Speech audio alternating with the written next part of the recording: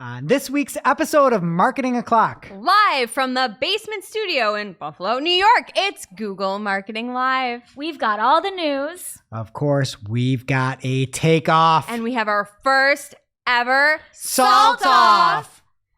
All on today's show. Welcome, you are listening to Marketing O'Clock. Just stay tuned. Digital marketing news, but let's get specific. Digital ads, SEO and analytics, social media and more. Pretty much everything that'll make your website perform. With new shows every Friday. We give you the news with sass and puns and definitely hot takes. Thank you for tuning in. You know what time it is.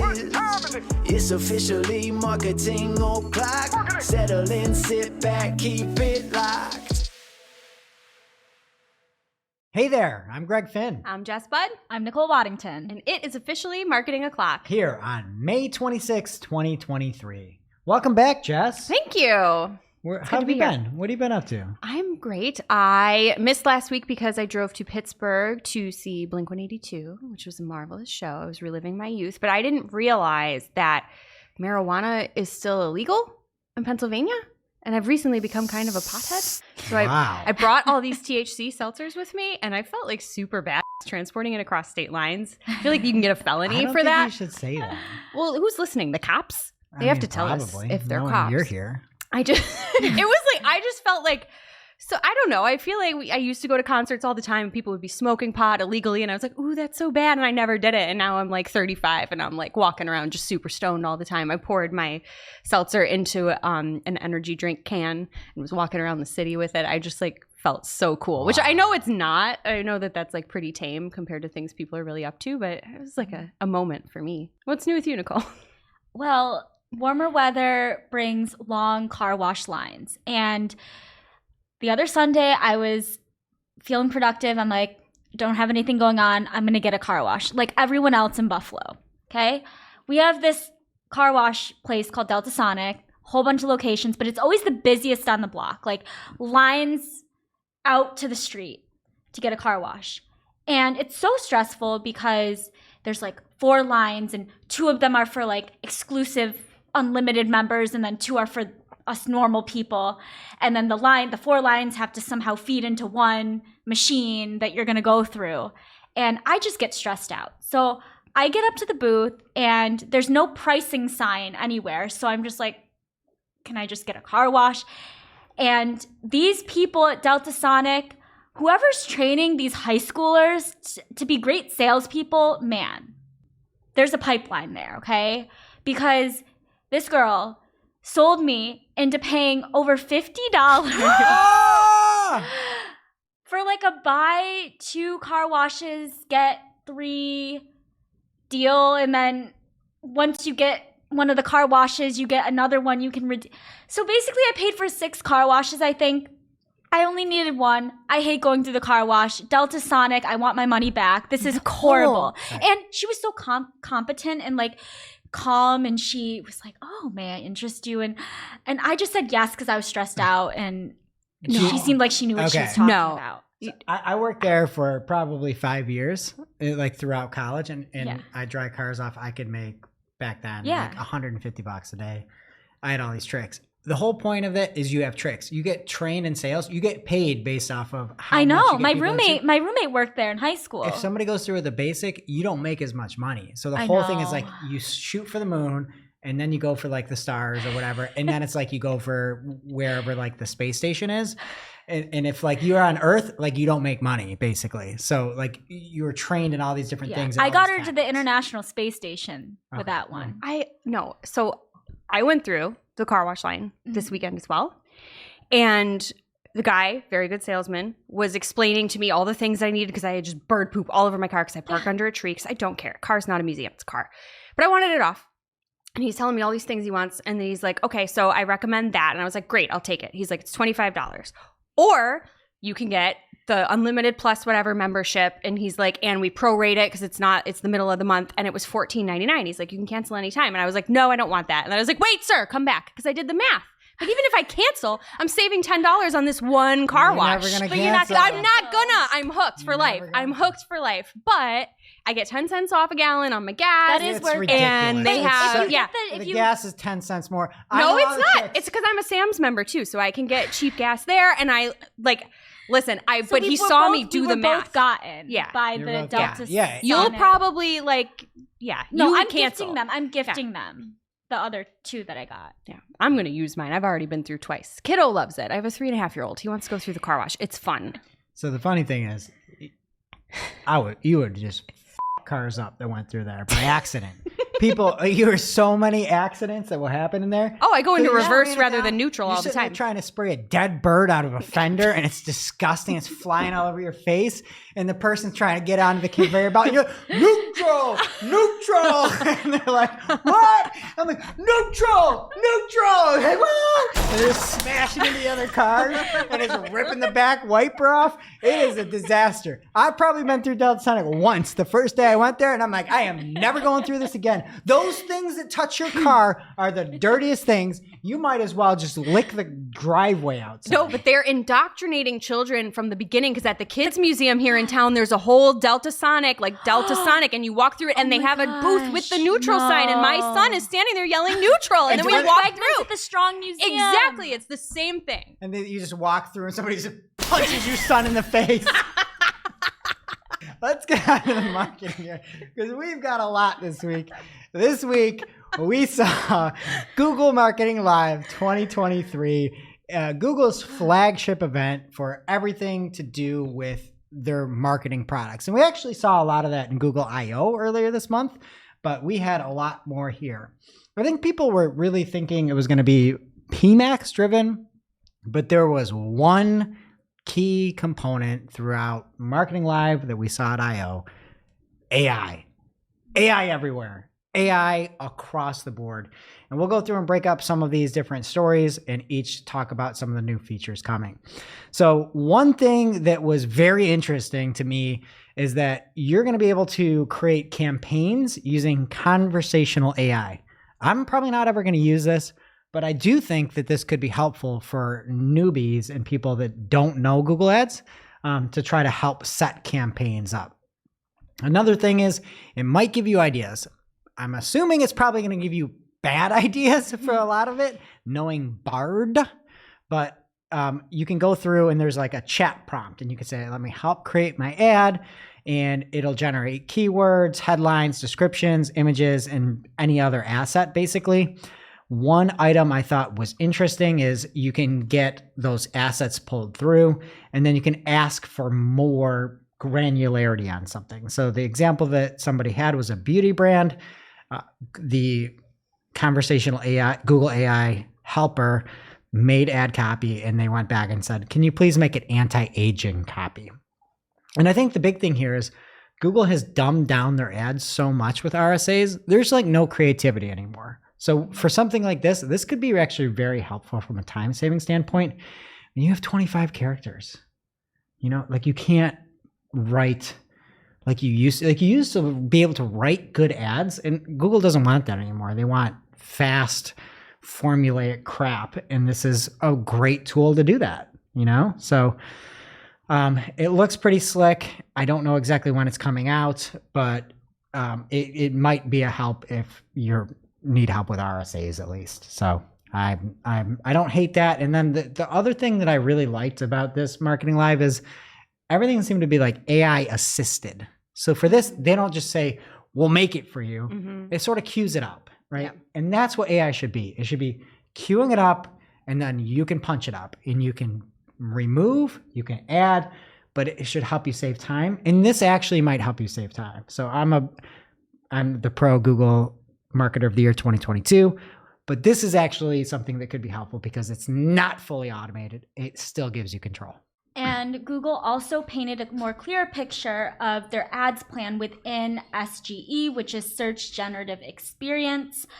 They covered this at Google I/O, and we saw ad units at Google I/O living above the SGE experience in a different colored section that was clearly labeled sponsored. But at GML, the new ads will have a bold sponsor identifier, but will be kind of mixed in with the results provided in the conversational chat But we still don't know what ad metrics data we're going to have from that, and if there's a way to opt in or opt out of these ads.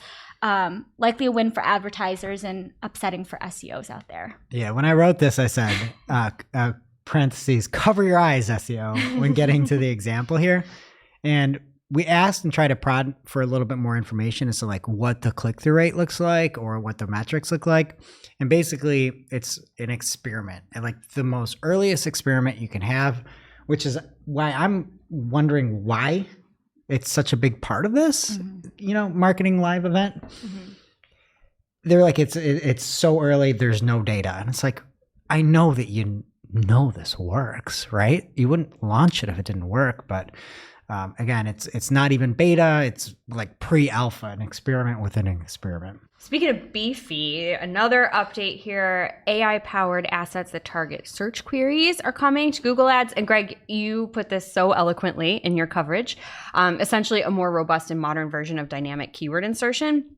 So advertisers will now have the ability to leverage query-based generative AI for automatically created assets. Mouthful. Using content from your landing page and your existing ads, so theoretically boosting relevancy. The example that they gave was for a query for skincare for dry, sensitive skin, and then it generated a targeted headline titled "Soothe Your Dry, Sensitive Skin." So you could see how it's pulling in the query there, and it actually makes sense in that context. A word of caution, obviously, as you noted, it's not a universal solution. If you're in a highly regulated industry, compliance is not something you should ever sacrifice for relevancy. You probably don't want to touch that if that's the case, but you can play with it and not do it, for everything, because it will be applied at the campaign level rather than account wide. So this is great if you want to start small with your testing, or, it might work well in some places and not others anyway. So I appreciate that more granular level of control. It's in global open beta for English, and there's more languages coming later this year. So I like that. Seems cool. People probably don't want me to roast this. I kind of love this. You had a good vibe in your article. Right? Like we have DSAs, they can work. We have DKI, or dynamic keyword insertion, that can work. If this is actually making those assets at auction based on the query, like that could be cool. Never going to work for anything regulated, anything with compliance or anything like that. But and you don't have to apply it across everything. That's the best part. Right. Like you can just be like, hey, let's just launch this campaign, see if it works. If it works, great. If it doesn't work, who cares? So that's what I love about it. It's just another option. We're not forced into it. It's just something we can test. I love it.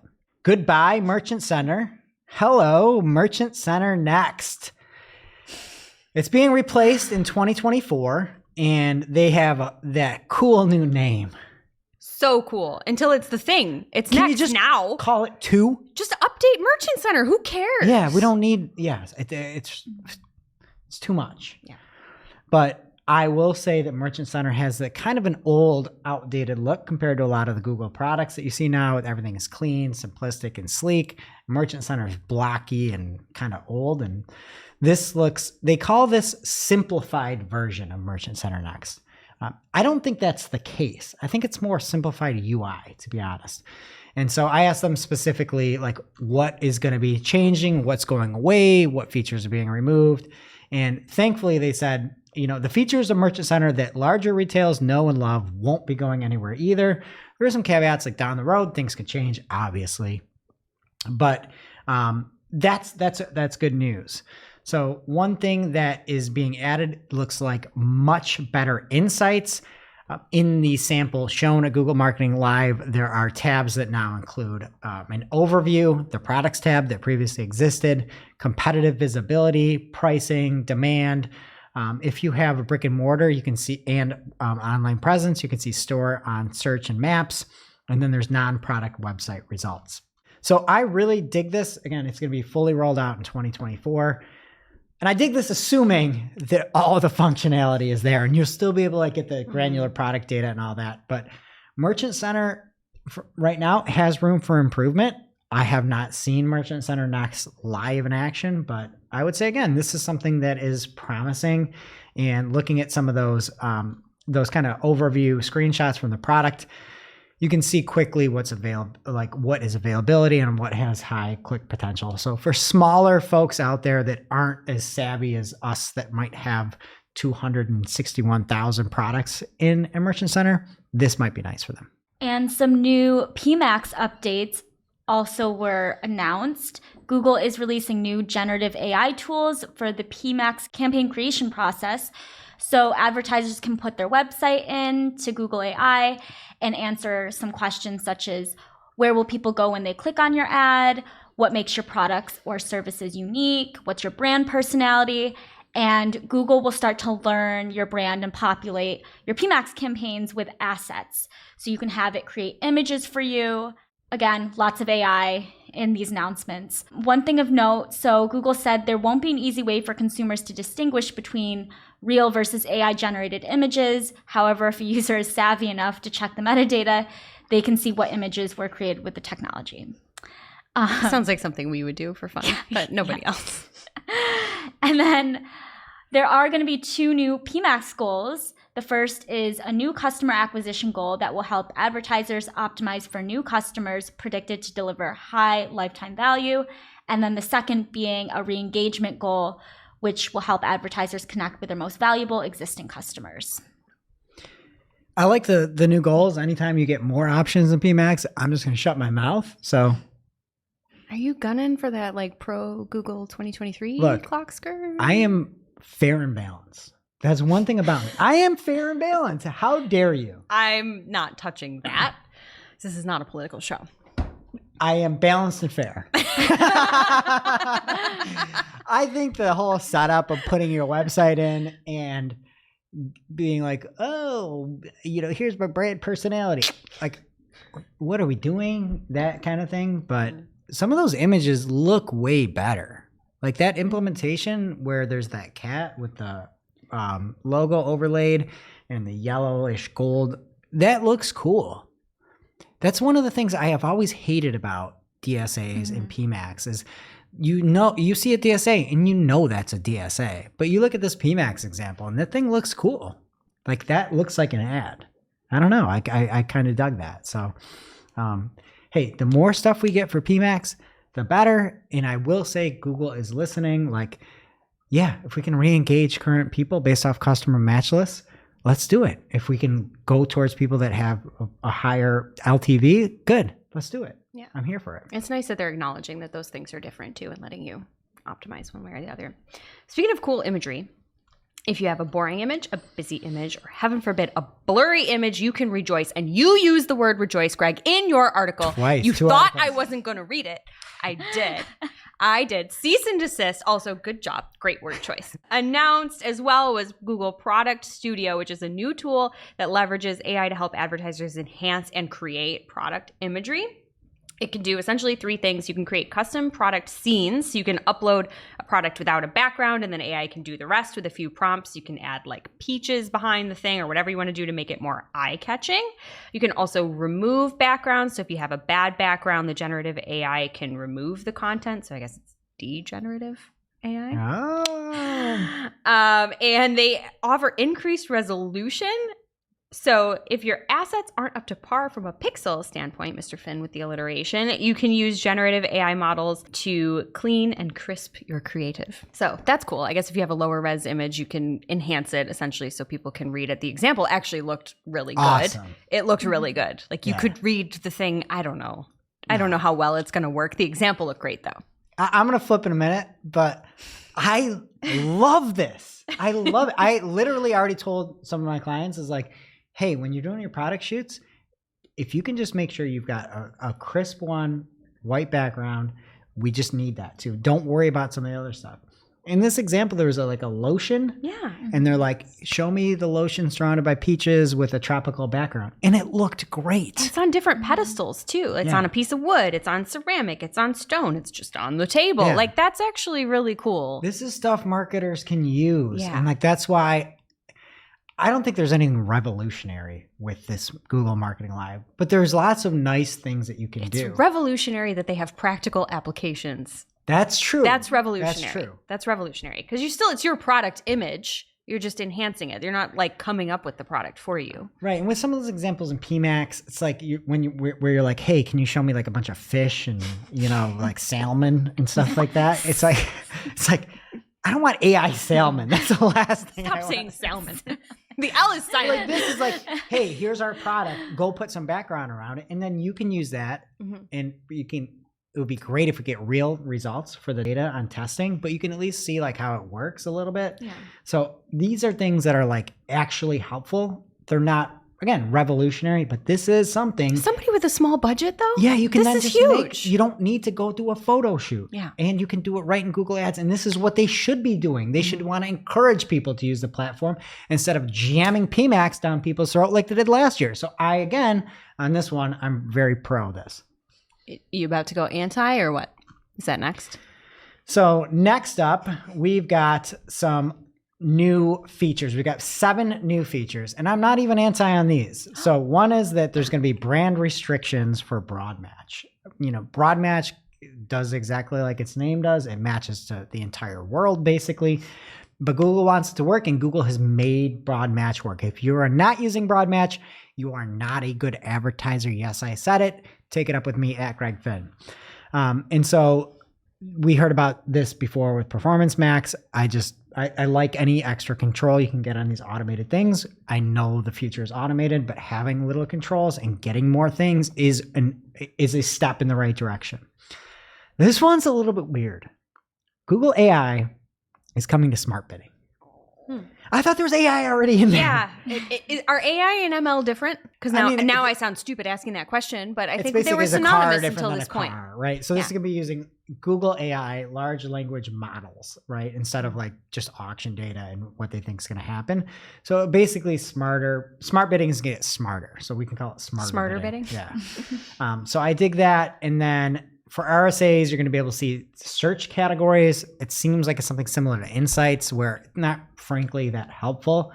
But if you are an advertiser that's a very remedial advertiser and you put everything you have in an RSA and you just hope Google matches it the right way and you don't have like campaign segmentation, this could help. And you might be able to say, wow, there's a category for, I think the other one was like dry skin or something. Then you might get an idea to say, I should make an ad group for dry skin. So again, I'm not going to use it, but it might be helpful. Another funny thing is, hey, do you not know what budget to start with for a campaign? New campaign pre-fills can give you suggestions. Just remember who is making profit off of all of that ad spend. How good are these suggestions? Because I never know what to start with, but I'll pick a number. So there's going to be more pre-fills in there now. And in the setup, this is something I don't like. Is there's going to be recommendations now in the setup flow. So if you don't know what a recommendation is, it's Google trying to shake every penny out of your pocket. You'll see things like raise your budget. There's no recommendation for lower your budget. There's things like add search partners. There's no recommendation for remove search partners. Recommendations are useless and pointless, but they're now in the campaign flow. So don't like that one. In Creative Studio, you can export Performance Max assets right into any of your other Google Ads campaigns. So I like that. If you see that cool cat yellow visual, you can get it somewhere else. So I dig it. And then there's going to be more asset insights. Not a ton of visuals on what that's going to look like, but any extra insights we get, I'm here for it. I just feel like the term insights is just so aspirational. It's not data. It's useless. Yeah. What you get now, I mean, you kind of see a direction, you know? Mm-hmm. It's correlation. It's like you're in New York City and you're asking for specific directions to Sacramento and somebody points one direction. I do that all the time. People are like, where is that? I'm like, over there. Yeah. It's that's useless. What it, that's what, it's that's useless what it is. for people, but it's insightful. Like, how do I get across country? Oh, that way. That way. Yeah.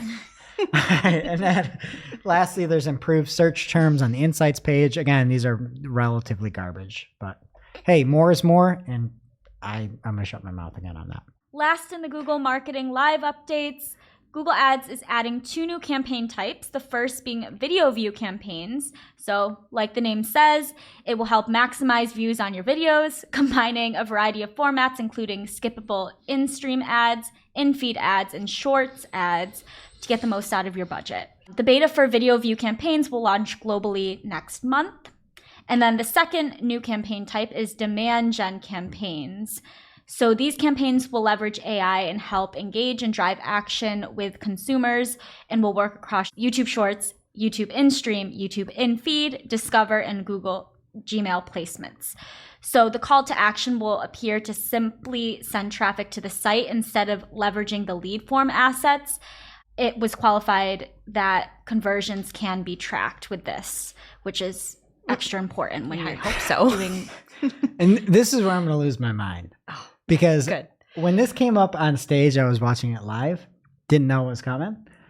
And they're like, demand gen campaigns. And I'm like, oh my God, I can't wait. Yeah. This is amazing. This is what so many people need, is like real demand gen. Like, how can we help to remove some friction in getting like emails and contact information? And then they show a bunch of videos on cell phones, and everything is visit site, visit site, visit site, visit site. It's like, I don't know if you know what demand gen is. I don't know if you know what it is. You're saying that I'm going to go visit a site on YouTube Shorts, and that's demand gen? This couldn't be, there couldn't Demand be. Gen Z. Demand gen Z. That's what it should be That's called. what it is.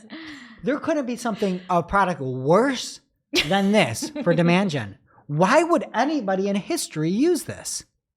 It's like, it's almost like PMax without search and more video. And it's like Discover with video, but no, I guess there is Discover in Discovery, and there's Discovery. It's so, I don't know what the hell to use Visit anymore. website though? When have you ever written that? It's so bad. Never. Like this is like when you're talking about how to, like, if they came out with something and it was an interactive ad element that you could input your information and get that right over to it, like demand gen actually is, this would be phenomenal. Yeah. I don't know what the fuck this is. They have lead forms. They do. Right, there's So no lead why- forms involved in this. And then advertisers will also be able to create lookalike segments based on seed lists that can consist of first-party data and YouTube users that can be set to narrow, broad, or balanced reach. I not only like this, I like the naming of it, except for balance. I don't know what the hell balanced is. I like the fact that this is what keyword should be: broad, narrow, and medium. Right? Medium equals balanced. But yeah, I guess is maybe balance. Like there shouldn't be exact, there shouldn't be phrase, there shouldn't be broad, can be broad, whatever. Yeah. But the fact that they're still as exact, just call it narrow. This name, I'm here for this naming convention that is used for lookalike audiences, for match types. We should take that. Let's make a petition. Feature request. Now it's time for this week's Take of the Week. This is a #fire digital marketing take with extra spice served up for you. We simply deliver the take for your consumption. We give no opinions. We don't influence. You make the call. This week's Take of the Week is a very special edition. It's all GML related. We have a takeoff in the world's first ever salt off coming as well. So the takeoff, we've got some contenders here. Gil Gildner at Gil Gildner on Twitter. Sometimes I wonder if the AI ML push is just covering up a lot of shoddy fundamental work by marketers. I worry that it will just make shoddy work worse and possibly disable actual genius marketing moves from being launched easily. Not wrong. Gil's never wrong. All right, from power listener of the show, Melissa Mackey at Beyond the Paid on Twitter. She says, set your goal, set your budget, and let Google do the rest, period. No. I feel like you're supposed to say that like the Good Burger guy. No. No. All right, from Sophie Logan at Marketing Soph on Twitter. She says, I'd love Google Ads to shut me up and give us a B2B lead gen example. Something with a small budget and dull, like enterprise DevOps tools or niche accounting services. Most advertisers can't relate to vans. Some advertisers wear Vans Wow. every day. That was flexible. Thank you. Gil Gildner is back in the mix saying, pretty impressive image generation, to be honest. Asterisk. And the asterisk says, every Photoshop jockey on Fiverr needs to find a new job stat. They don't have jobs if they're on Fiverr. Well, Can I that's say a that? job. It's a job, Jess. Freelance. The gig generation or whatever it is. All right. Melissa Mackey is back, and she says, she's back. Power listener. Love you, Melissa. She says, that wasn't demand gen. That was an FB ads clone. And she's not wrong. Oh, man. We got Melissa Mackey with 2. We've got Gil Gildner with 2. And we got Sophie Logan with the DevOps. And can't relate to Van. So I think Jess is just biased on that. Sorry, Sophie. I'm going to give Gil Gildner's Photoshop jockey on Fiverr. All right, Gil Gildner, you've won the takeoff. And now we're getting into the world's first ever salt off. We have the saltiest marketer on the planet, but maybe the nicest marketer on the planet, Julie Piccini, Salt J, as everybody knows her. And PPC Chat every Tuesday at 12 Eastern, and the audio version on Thursday at 12 Eastern, and ppcchat.com. But we have a new entry into the mix, and I believe he was there at the show. John Kagan, at John Kagan on Twitter. And I'm going to go Salt Kegs for him, because they were ripping off tweets, the saltiest of the salt here. So I'm going to read a tweet from Salt J, and I'm going to read a tweet from Salt Kegs. And you guys are going to vote, and we're going to see who gets the first inaugural Salt Off Championship. Wow. Salt J, Julie Piccini, at Neptune Moon on Twitter says, OMG. In the post-show, PMAX product lead just said, AI is a huge part of why advertisers choose the Google Ads ecosystem. My dude, it is not. John Kagan, at John Kagan on Twitter, aka Salt Kegs, says, quote from GML, people want more transparency and control, end quote. Google, except on Performance Max. And really anywhere else. All right, winner. Who do you got? Me! I'm brilliant. No, you got to pick Salt J or Salt Kegs. I just like my dude. I'm Okay, going Salt J. We got one Salt J there. Mhm. Next up, Salt J says, quote from GML, creative, when done well, really drives performance, end quote. No sincerely, every marketer ever.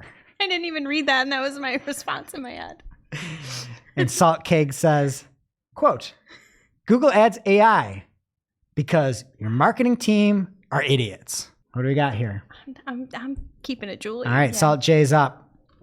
Next up from Salt J, she says, wait, strong creative will boost performance?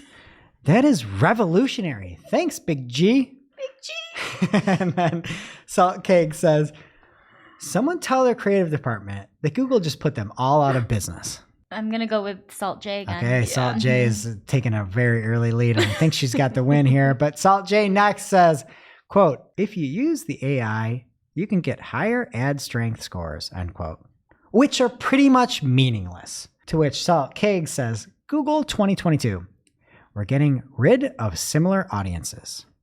Google 2023, welcome to our new lookalike audiences. He wins that Yeah. one. All right, That's good. Salt That's Keg's coming good. back. That's good. We got another one. We could get a tie here. Salt J says, okay, they just reiterated that their LLMs is trained on ads data. Whose ads data is it being trained on? Are advertisers giving permission for their data to be used for the benefit of other advertisers? I would like an actual answer on this. To which Salt Kegs says, wait, Gmail will write my emails for me? But, you know, privacy. I'm just angry, but I would like an actual answer. I think that's valid. Okay, so Julie's got the win here, but Yeah. we'll go one last one here because I love this one. Salt J says, is search being too hard an actual problem that needed solving? Sounds like an indictment of Google's entire search experience for the last 20 years. And Salt Keg's last one is, every time they say AI, an angel rips out its wings. He wins the whole thing for that.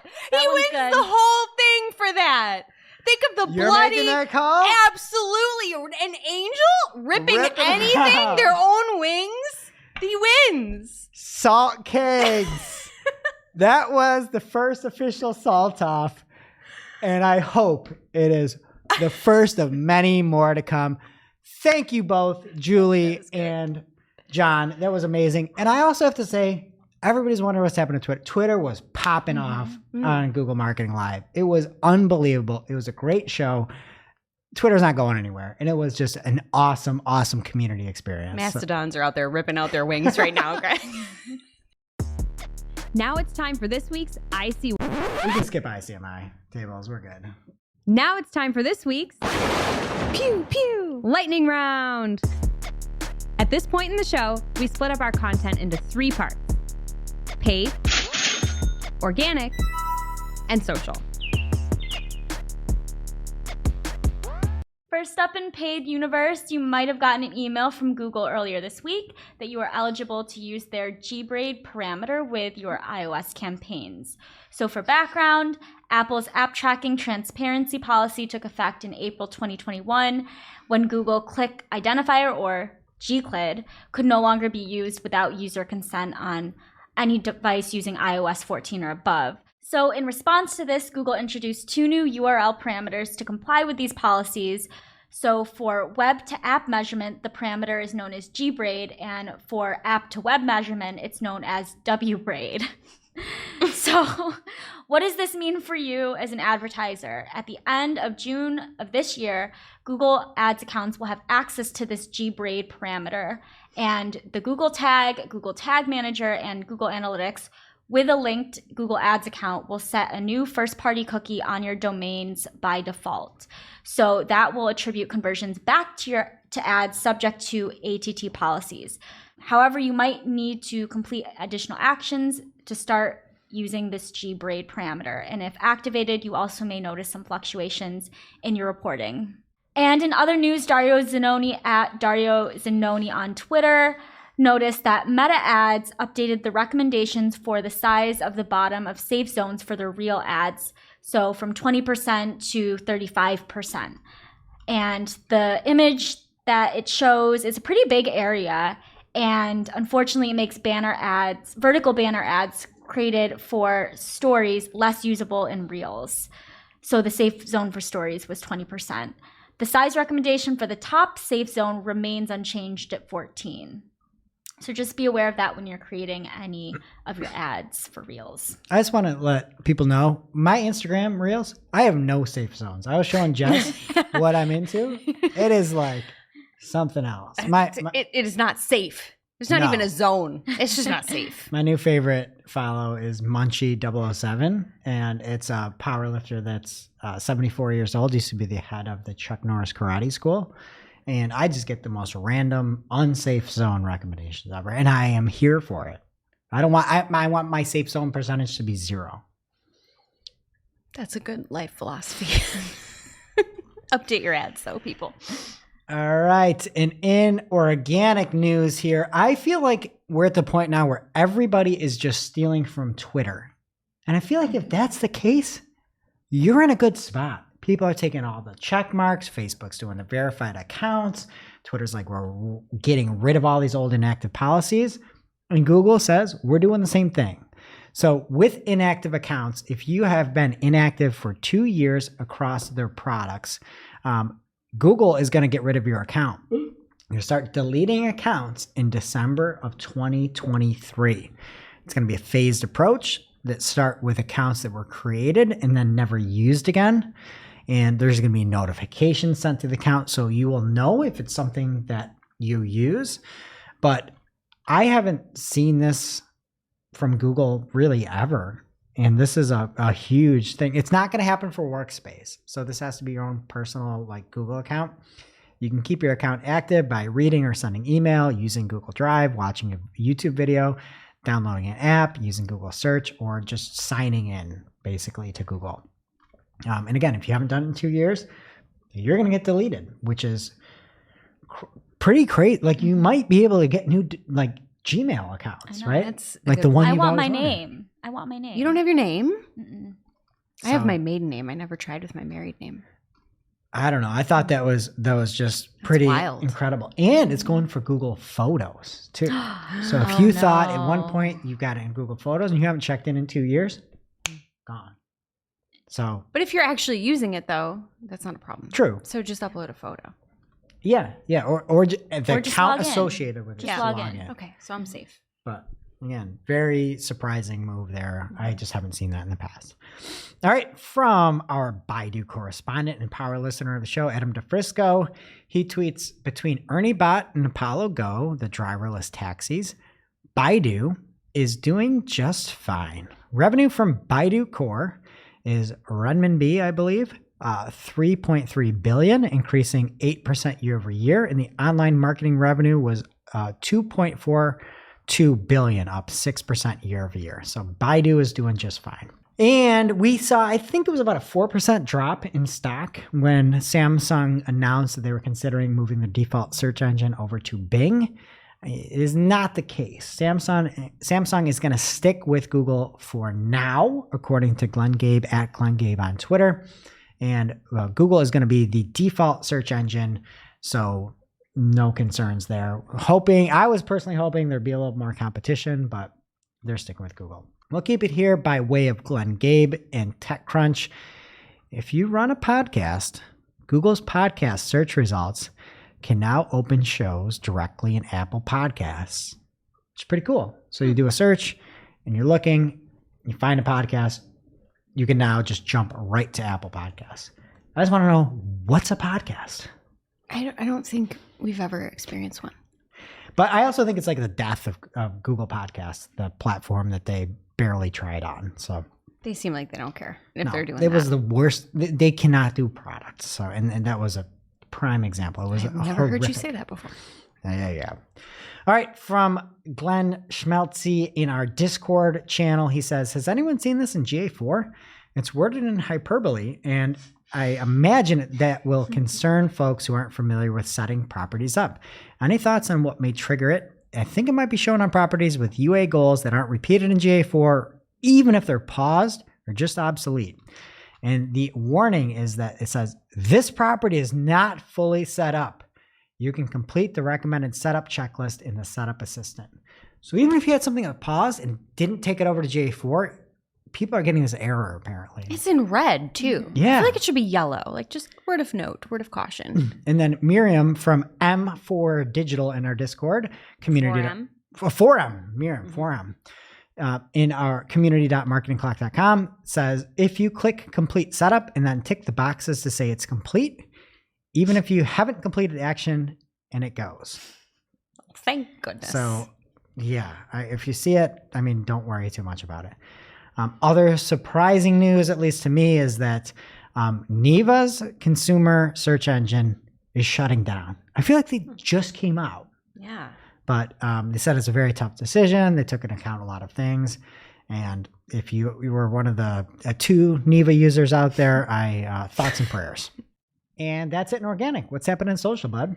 Not so much. We'll go through it fast. So first up in social, TechCrunch was made privy to an email that Meta had sent out to a select group of creators. And so this is fairly legit information. And the TLDR is that the Twitter clone that Instagram has been toying with, it's been codenamed Barcelona. That's not official. People are saying that. Anyway, it is going to be a standalone text-based app. I think we need that. It will be, quote, partially integrated with Instagram. Users will be able to keep their Instagram verification and handle, and all of their followers will receive a notification to follow them on the new platform, whenever they choose to name it. And Leah Haberman, at Leah Haberman on Twitter, she is the author of the ICYMI newsletter. She was privy to this as well, and she shared the following info as well as musings. She said, cease and desist. Yeah, I mean, really. She said that the app will have creator controls and account safety features. I hope so. Interestingly, accounts that you have blocked on your Instagram will carry over, so that's nice. You don't have to duplicate that work. Hidden words you've selected on Instagram will also carry over. And then she did share a screenshot of, she called it somewhat blurry, but I can kind of read it and you can see it if you're on the video, of what it looks like. And it really just kind of looks exactly like it looks like a marriage between Twitter and Instagram DMs, to be honest. Meta declined to comment further when TechCrunch requested some information, but notably they did not dispute any of the leaked information. So it's, again, pretty legit. They're saying that you'll be able to talk directly with your audience and peers. You can bring your fans with you. You can tune out the noise. They said, we're taking safety seriously, equipping you with settings and controls basically who you can talk to and who can mention your account. So nothing really revolutionary here other than the fact that it's happening and it looks pretty far along. You know, I don't know. We'll see. But I think this is the worst use of that smudge cat meme I've ever seen. They have the housewives saying that Twitter and TikTok are like, you're copying us. And Instagram's like, I'm a copycat because Instagram's been copying everyone. I think it's interesting that they're calling this an Instagram platform. I don't think that's how you use that meme. That's not how you use that meme. That's what I'm saying. It's the worst use of it I've ever seen. I agree. It's stupid. Who made that? Not me. Oh, you didn't make that? No, I saw it on Twitter. You think I would make this? No, I know how to use smudge the cat. I was disappointed. This is why I called it out, because that's not how you use it. Terrible meme. Terrible, but we'll put it there. It's something to talk about. Anyway, the joke is on you, Instagram. Because go ahead.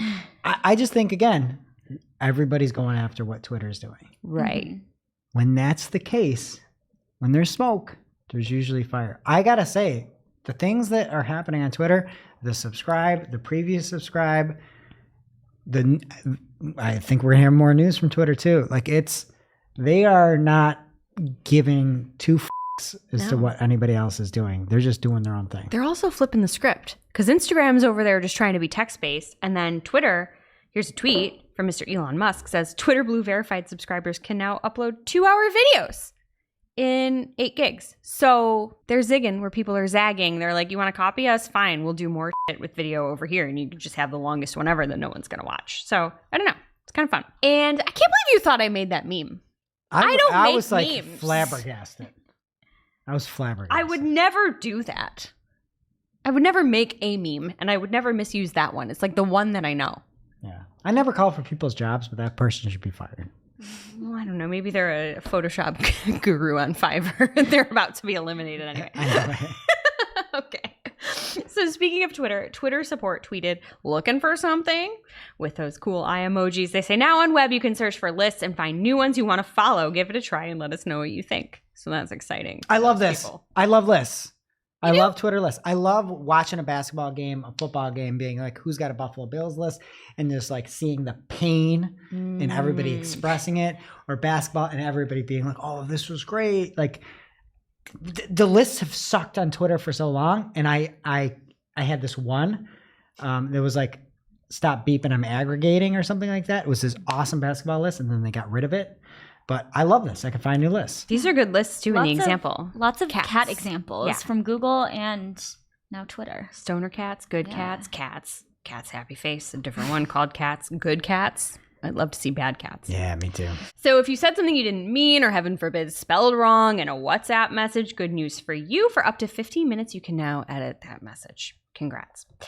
Here's a tweet from @TechMeme. Sources say some Meta employees say important work has been stalled, including its product roadmap, as the final round of layoffs is announced in March wrap-ups. But the good news is that, meanwhile, all that is happening, the thing that everyone needs the least from Instagram has made its way to Facebook Messenger. So we might be halting important work, but bullshit work is still happening. Are they going to be the exact same thing? That you have Instagram now that's like Twitter plus images plus Reels, but they got rid of IGTV. And then you've got Facebook that's photos and text and stories and notes, but they got rid of Facebook Watch. Like, are they both the same thing at this point? Like, what ignore all of them equally these days, so it doesn't matter to me. I know. I share things with Jess, and then 2 weeks later, I just be like, hey. He literally stood at my desk today and showed me something, and it was not funny, and this is why I don't check my Instagram It was worthwhile. It was worthwhile. It was a worthwhile experience. Right. The look on your face made me sad when I didn't laugh, though. Anyway, notes is a thing, and it's that stupid thing in the top of your DMs in Instagram where people put like a stat. I don't mean to say stupid. If anybody out there is using it, good for you. But it's like that kind of status that you can put in your bubbles.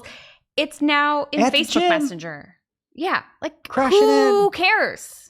Get an AOL profile and be done with it. Yeah, make it a away message. Anyway, so that's happening if you give a shit. I don't. And that's it for social.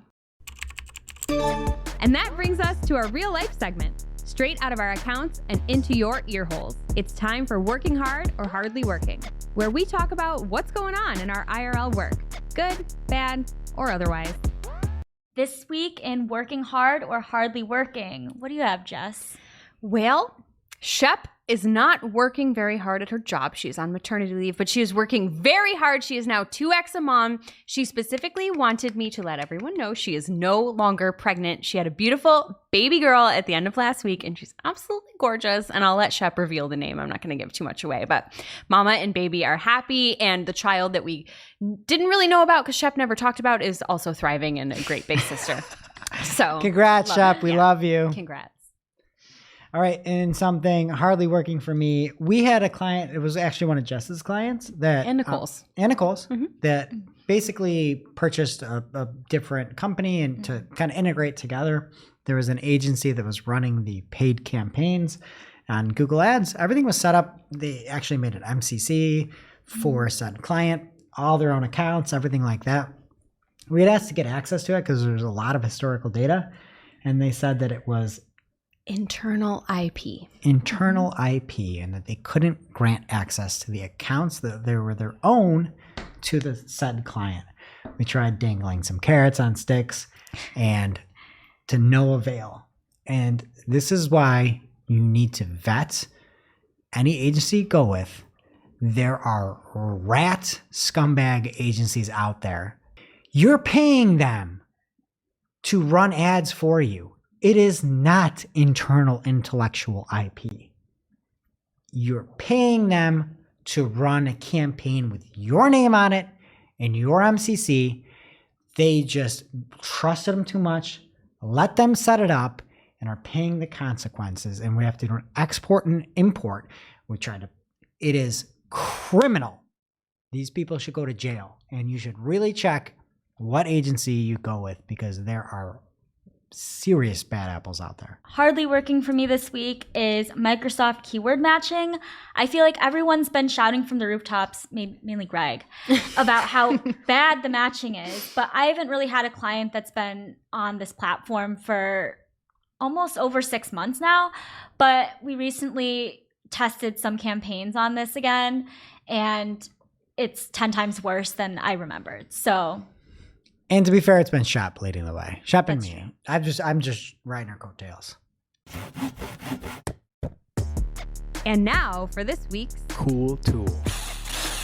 As a reminder, our Cool Tool segment is not an official endorsement or paid mention. We're simply sharing something we found in our travels that may be of use to our listeners and is really, really cool. This week's Cool Tool is a software list for 2023 that's been verified by me. And by me, I mean Gregory.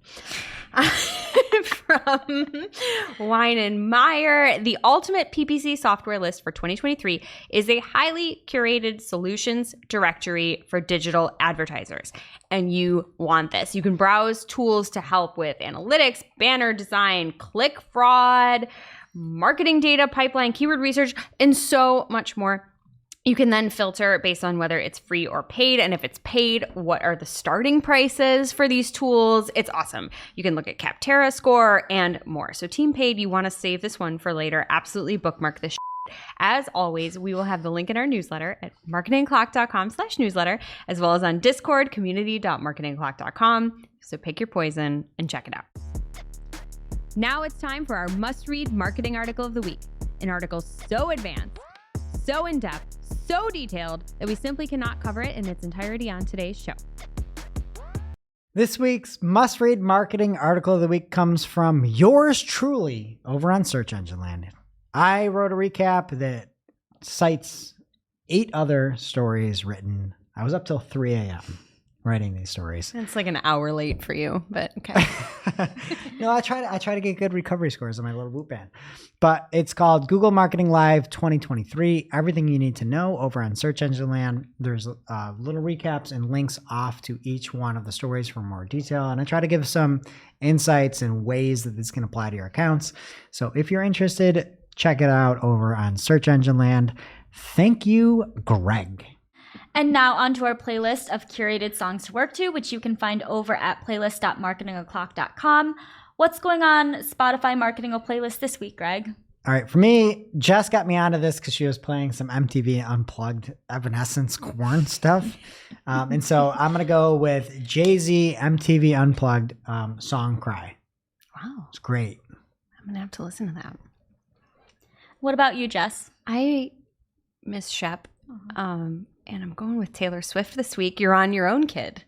Good song. Wow. Thank you. Yes. Nicole? And I will be adding Rebuke by Kate Tremine. I don't even know how to look that up. It'll be on the playlist. .marketingoclock.com. All right, that does it for today's show. It is now officially not Marketing O'Clock. Thanks for listening. We miss you already. Can't wait to see you next week. Thanks for listening to Marketing O'Clock. If you're looking for more information on today's topics, head over to marketingoclock.com/newsletter to receive every single article we covered. We share the news as it breaks in our Discord community. Head over to community.marketingoclock.com to join. Welcome to Shootin the Heck, where after our famous Friday news shows, we don't talk about marketing anymore. We just shoot the heck. All right. And this week, we're playing everybody's favorite game. A time-tested tradition. Poke holes in this. Where we come up with a few different ideas, and the other folks try to poke holes or say why it's a dumb idea. Jess, why don't you start us off? Okay. I'm going to call this one the throat diaphragm, if that's okay. Okay. And it's basically a device that can stop you from getting things down your throat that you want in your mouth. So like Zins, they have that weird burn. If you swallow it, you're not supposed to, but sometimes the saliva goes down. And I feel like even hot sauce, you want to feel it in your mouth, but if it goes down your throat and it hits your gut, that's when you start having like digestive problems. So if we could just keep everything up where it belongs. So you want like one of those like leaf guards for like a gutter in the back of your throat. I think so. Yeah. So the biggest hole to poke is that there are no holes in said device you have because it's going to block things. Like You're not air. able to breathe. Yeah. Like you actually I didn't think about that. You literally need to poke holes in your idea. Maybe it's like some sort of grease trap then? And some things can filter through like serrated. air. Yeah, but Like it just a- keeps like the a- saliva. Like a pasta strainer. Yeah. Like a drain catcher. But it keeps the liquid, but it lets the air I don't know. Yeah, I mean that's a terrible idea because you're going to die. So yeah, I don't think we can go with that. Okay. I'll workshop it. Okay. All right. So I was talking with Maggie here on the Agency Scoop, if you want to hear more about our company, Cypress North. And she was talking about how she worked at a grocery store and how much meat got thrown out. Incredible. And these are animals dying. And the meat can't be sold. It can't be donated. They just take it and throw it out. I'm thinking, we've got a problem. And then I was thinking, there's other problems out there too, like Joe Exotic in his little tiger world, where he didn't have enough food to feed these tigers.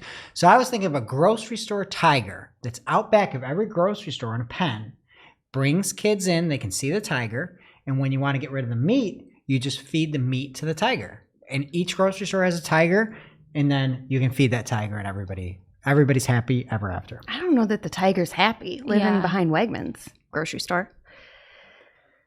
Like, couldn't we seems just like- It's not happy at Joe Exotic's little Joe Ranch or whatever. Probably not. But couldn't we like have a donation program? Yeah. Or you said you can't donate it, but to humans. I Could think we you got- donate I to mean- zoos? What if you take it to your local zoo? A zoo grocery stores. I like this. A zoo attached to every grocery store. I don't And know it's that and it that's could a just real- it could be like Actually, a zoo, I like but this just idea because it will keep the kids happy. yeah. And parents can go grocery shopping too. And and let me expand on it. It's like a zoo, but it's only a tiger.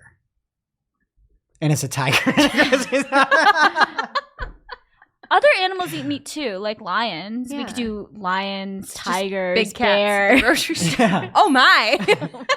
I mean, it doesn't seem like there's any holes to poke there. Yeah. Nicole, what you got? Cigarette butts, gum sticking on shoes. I feel like this is all like summer issues, right? You're outside. You want a clean environment to walk around in. You know what they did with cans is you get 5 cents for return, at least in New York. You get 5 cents for returning your cans. Oh. What if we incentivize people picking up cigarette butts, not throwing their gum on the ground, not throwing trash on the ground? And if you bring in like a certain ounceage or poundage of garbage or like cigarette butts, you get reimbursed. But you don't have to pay up front the extra 5 cents for all these items because that's the problem with cans. Well, there's a cigarette tax. I love this idea.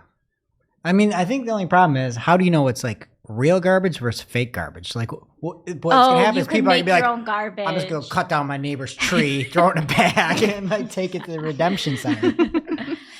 Yeah, there'd have to be an X-ray machine or something like that to validate.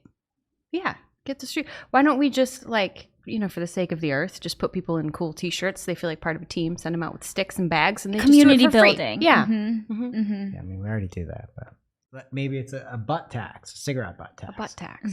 Yeah. On top of the cigarette tax, there's a butt Yeah, tax. so then it's like a little A butt incentive. deposit. It's a butt deposit Yeah. because you get it back.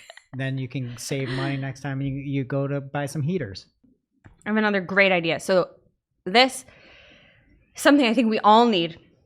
It's a choker that you can wear with like a device on it. We all need.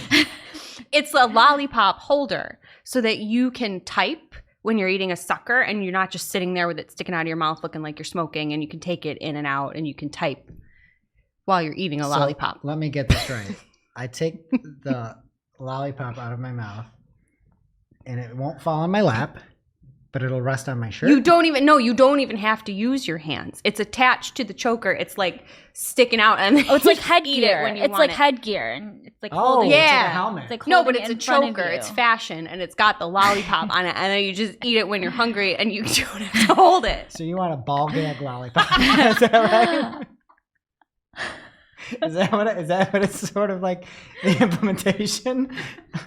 So you would feel less stupid with that than a stick I mean, out I of your feel mouth. really stupid now. I mean, I but think the stick is cool. oh, where were you an hour ago when I was eating a lollipop at my desk? I did not feel cool. Never mind. All right, and my last one here today. This is a problem I have. iPhones, you can't use them for things. It's good for iMessage, and that's it. This phone is just so inefficient. Android Pixel phones are the best phones out there, except they don't have iMessage. So you can't use them. I was thinking you have two phones, because at this point you're gonna have to have two phones because you can't use an iPhone for anything, and then you need a Pixel.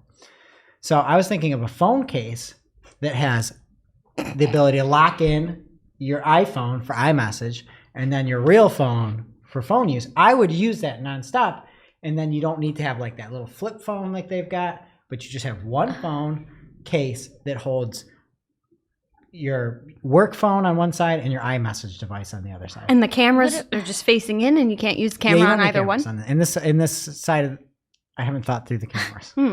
What if you just made one phone that could do both?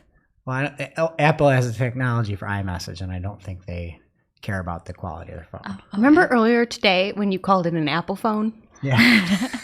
That's my favorite. Tim I Apple don't know making how to it use together. this Apple phone, he said. All right. So I guess no holes to poke on either of those. I think these are the best ideas we've had yet. The ball gag lollipop holder. All right, and we'll see you next week.